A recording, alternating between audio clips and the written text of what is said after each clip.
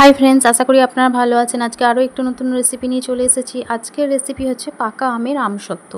আমসত্ত্ব কিন্তু সকলেই আমরা কম বেশি পছন্দ করি, ছোট বড় সবারই পছন্দের একটি রেসিপি।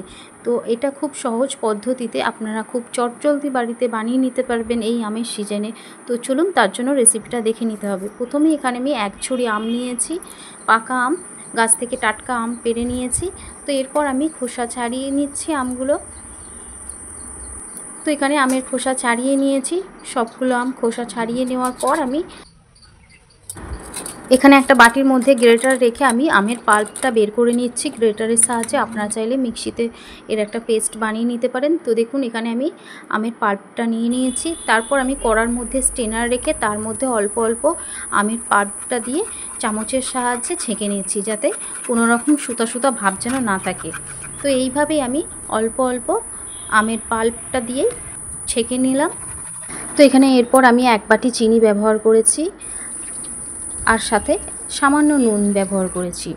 এরপর এটা উনুনে বসিয়ে এটা অনবরত নাড়তে থাকতে হবে যতক্ষণ না আমের পাল্পটা ঘন হয়ে আসছে। তো আপনারা যদি আমটা একটু টক হয় সেক্ষেত্রে একটু চিনিটা বেশি দেবেন। তো দেখুন আমের পাল্পটা অনেকটা ঘন হয়ে আসছে। এরপর আমি 1 চামচ ভিনিগার ব্যবহার করেছি। ভিনিগার দিয়েই কিন্তু আমি নামিয়ে নেব। দেখুন অনেকটা ঘন হয়ে এসেছে।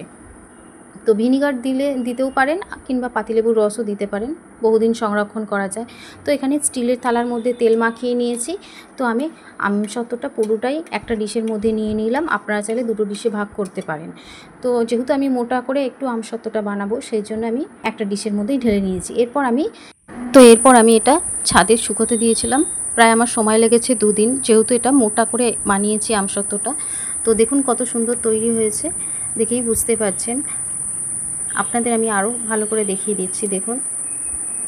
তো এইভাবেই খুব সুন্দর করে আপনারা খুব সহজেই বাড়িতে বানিয়ে ফেলতে পারবেন আমসত্ত্ব।